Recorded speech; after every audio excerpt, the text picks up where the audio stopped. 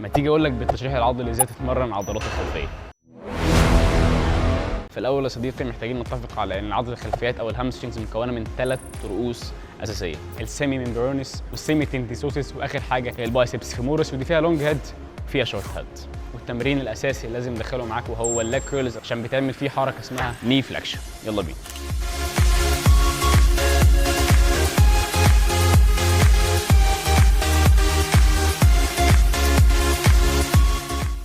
تاني تمرين ديد ليفت، وتاكد ان رجلك مفروض على قد ما تقدر عشان تسكويز وتسترتش الهامسترينجز.